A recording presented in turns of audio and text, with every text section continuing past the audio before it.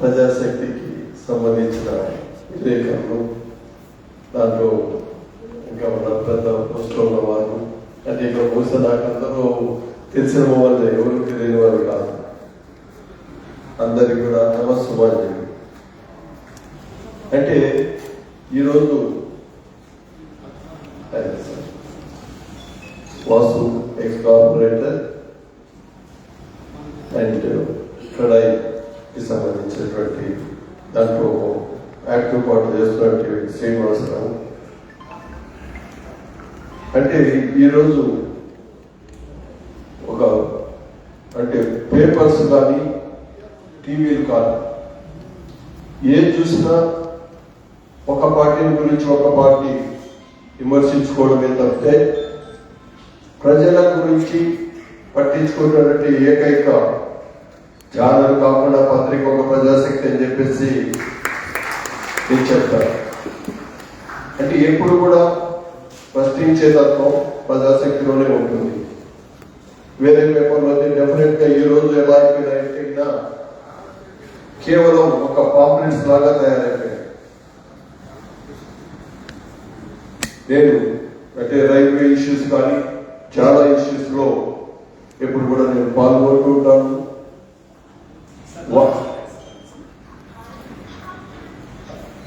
రామకృష్ణ రెడ్డి గారిని స్టేజ్ మీదకి రావాల్సిందిగా కోరుతాను.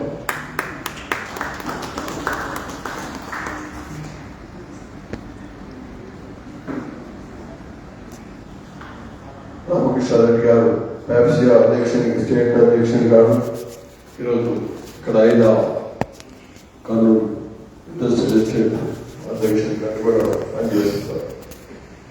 ఇప్పటికి కూడా ఉంటా ఉన్నారు వాళ్ళు.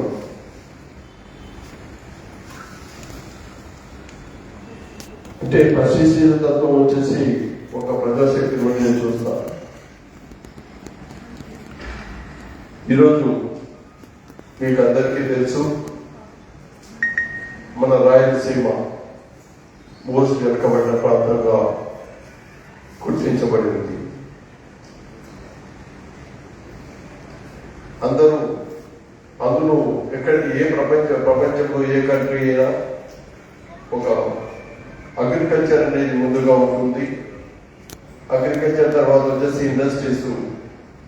అగ్రికల్చర్ ఎక్కువగా ఉన్నప్పుడు, తక్కువగా ఉన్నప్పుడు, చేయలేనప్పుడు నెక్స్ట్ ఆల్టర్నేటివ్ వచ్చేసి ఇండస్ట్రీస్.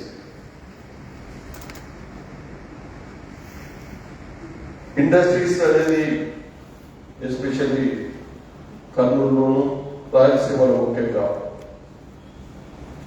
చాలా వెనుకబడి ఉన్నది. ఇంతకుముందు రాయలసీమ పేపర్ మిల్లు అవన్నీ గత చరిత్ర. ఇప్పుడు బహుశా మీకు అందరికీ తెలిసే ఉంటుంది, స్టేట్ డివైడ్ అయినప్పుడు రాయలసీమకు ఏమో చేస్తాం, రాయలసీమకు ఇండస్ట్రీస్ తెస్తాం.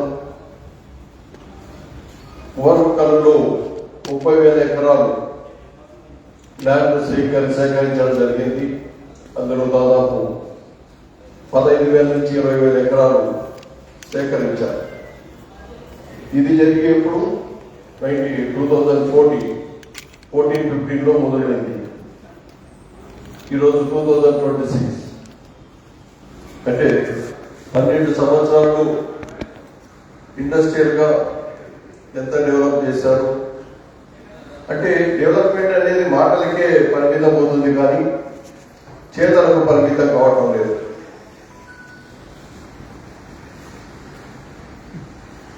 నేను అంటాను, రీసెంట్ గా చిన్న పరిశ్రమల శాఖ మంత్రి శ్రీనివాస్ గారితో మాట్లాడుతున్నప్పుడు ఆయన విజయవాడలో, అలాగే కొల్లు పార్థసారథి గారు కూడా అడుగుతున్నారు.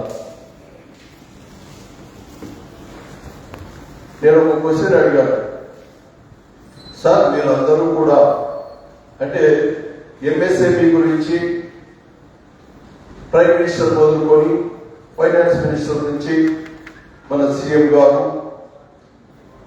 అందరూ కూడా ఎంఎస్ఎంఈ గురించి మాట్లాడతారు. ఎంఎస్ఎంఈ అనేది మీకు అందరికీ తెలుసు, 90% of industries belongs to MSME.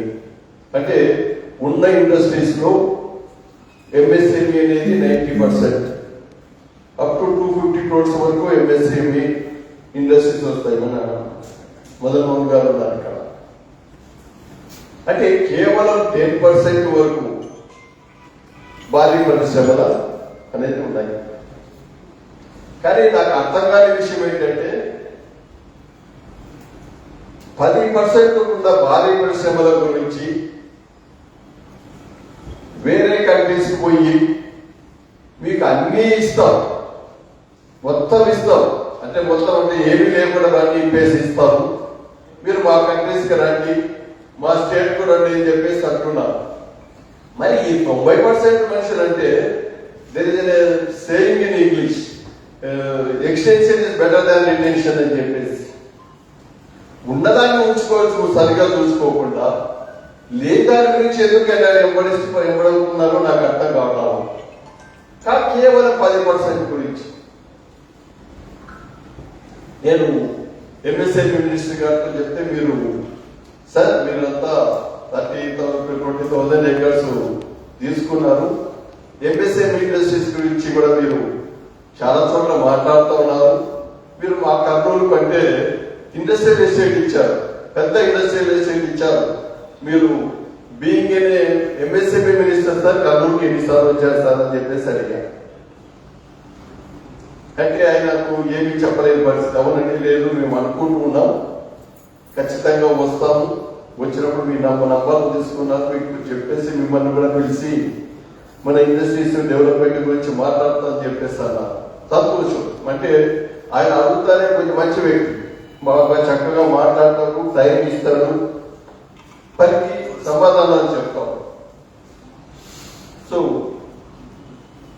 ఇది ఎంఎస్ఎంఈల గురించి.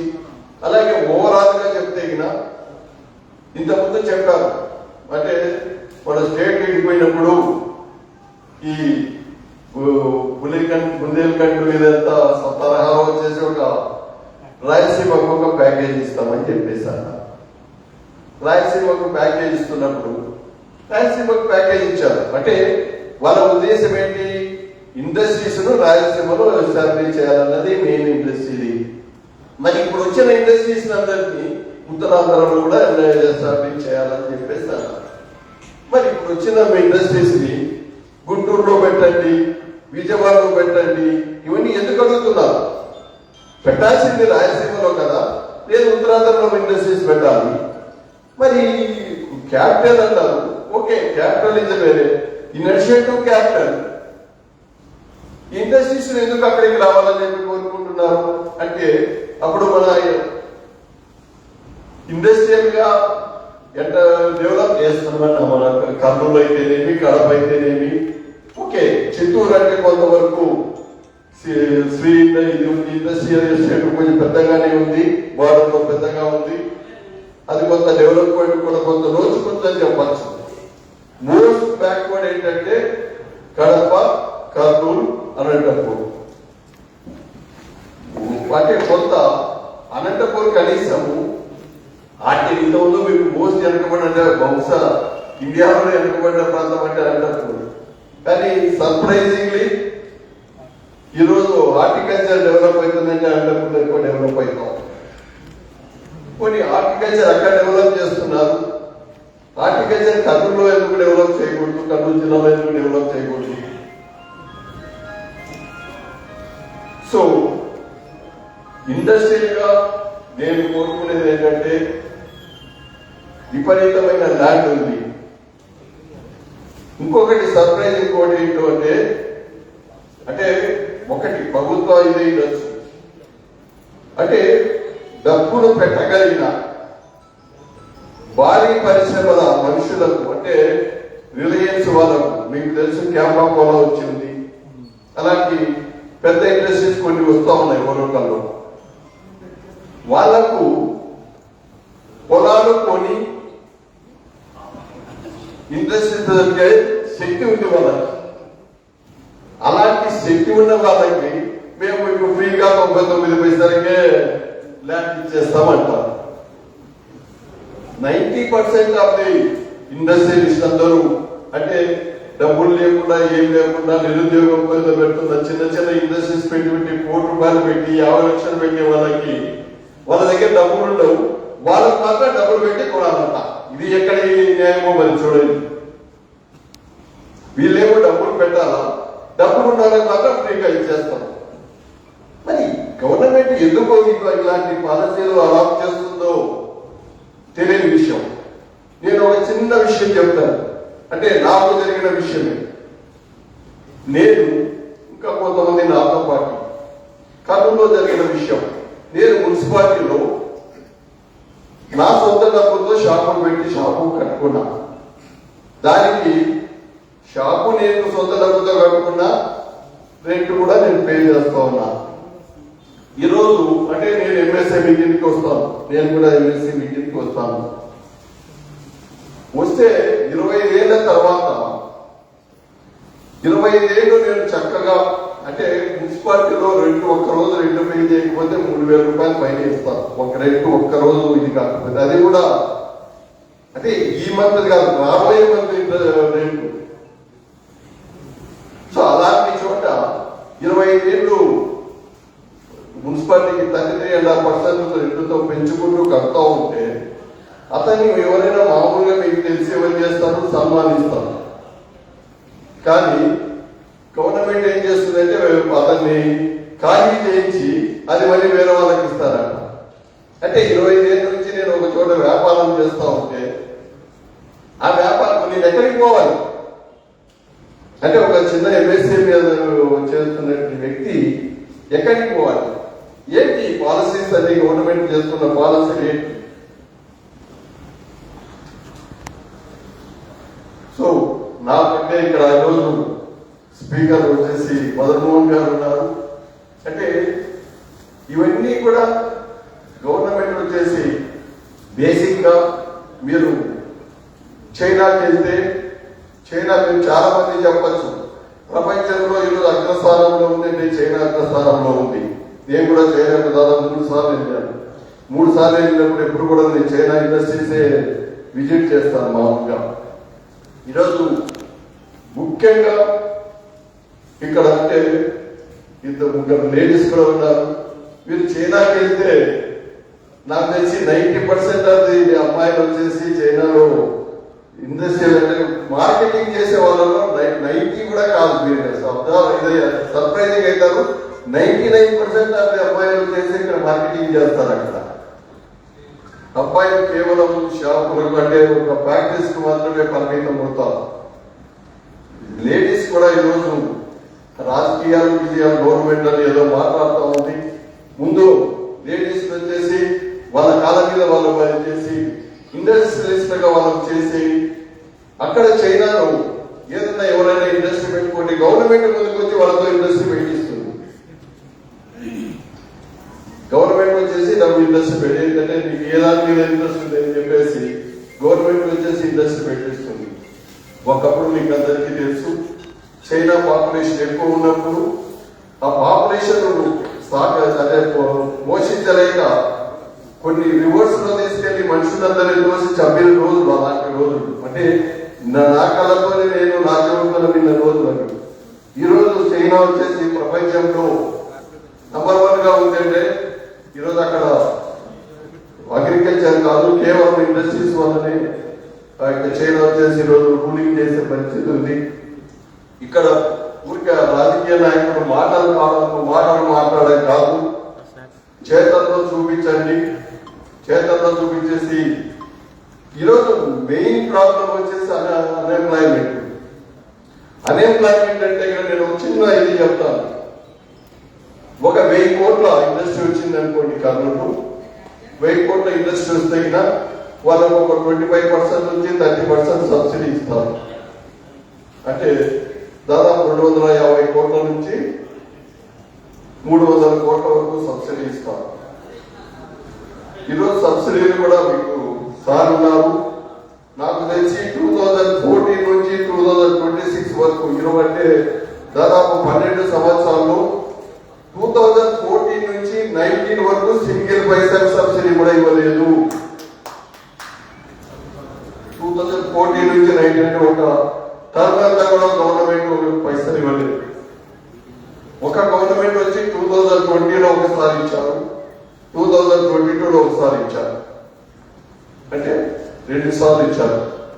తర్వాత ఇప్పుడు ప్రజెంట్ గవర్నమెంట్ వల్ల ఏదో కొంత, అంటే మొత్తం కాకుండా కొంత, అంటే ఈ 2 years లో కొంత ఇది ఇచ్చారు. అంటే ఈ 12 సంవత్సరాల్లో సబ్సిడీల గురించి పెద్దగా చెప్తా ఉన్నారు, బట్ ఇచ్చింది మాత్రం 3 సార్లు మాత్రమే ఇచ్చారు. కానీ తమాష ఏంటంటే పెద్ద భారీ పరిశ్రమలకు వాళ్ళు కొంచెం భారీ మనుషులు కాబట్టి వాళ్ళ ఇన్సెంటివ్స్ ముందుగానే వచ్చేస్తా ఉన్నాయి. అదే ఇన్సెంటివ్ ఒక 1000 కోట్ల ఇన్సెంటివ్ ఒక భారీ పరిశ్రమకి, 250 కోట్ల ఇన్సెంటివ్ ఒక భారీ పరిశ్రమకి ఇస్తే చెప్పలేదు. అదే ఒక చిన్న ఇండస్ట్రీస్ కి ఇస్తే 1000 కాదు, 1000 ఇండస్ట్రీస్ కు డబ్బులు వాళ్ళ ఇన్సెంటివ్స్ వస్తాయి. అంటే అక్కడ ఒకరిని సాటిస్ఫై చేసే దానికి ఇలా 1000 మందిని సాటిస్ఫై చేయొచ్చు. ఎందుకు చేయడం లేదు గవర్నమెంట్? చాలా చాలా మంది అంటే ఇన్సెంటివ్స్ వస్తాయి. ఇన్సెంటివ్స్ వచ్చే స్టేజ్ కల్లా మార్కెటింగ్ వచ్చేటప్పటికి స్టాక్ పెట్టాలంటే ఈ మీడియం ఎంఎస్ఎంఈ వాళ్ళకి చాలా కష్టంగా ఉంటుంది. వాళ్ళకి ఇన్సెంటివ్స్ లేక, అంటే ఆ ఇన్సెంటివ్స్ వచ్చే లోపలే పరిశ్రమలు మూసుకునే స్టేజ్ కూడా వస్తూ ఉంది. దాని గురించి ఎక్కువ గవర్నమెంట్ వచ్చి ఆలోచించి ఎప్పుడైతే ఎంఎస్ఎంఈని ముందుకు తీసుకొస్తారో, కడపలో గొప్ప ఇండస్ట్రీస్ వస్తున్నాయి, కొంత సంతోషం. నేను మీకు ఇంకా కొన్ని సర్ప్రైజింగ్ విషయాలు చెప్తాను మీకు. ఈ యొక్క సోలార్ ఇండస్ట్రీ వచ్చింది, చాలా పెద్ద ఇండస్ట్రీ. మీకు చెప్తే సోలార్ ఇండస్ట్రీలో ఎంతమందికి జాబ్ వచ్చింది చెప్పమని చెప్పండి. గోరవకల్ కానీ కర్నూలు నుంచి ఎంతమందికి జాబ్ వచ్చింది చెప్పమని చెప్పండి. సోలార్ ఇండస్ట్రీలో ఉన్న ఉద్యోగస్తులందరూ కూడా ఈరోజు 20,000 లోపల జీతంతోనే పనిచేస్తా ఉన్నారు. అది కూడా ఒక ప్రైవేటు ఏజెన్సీ ఉంటుంది, వాళ్ళు డైరెక్ట్ ఎంప్లాయీస్ కాదండి.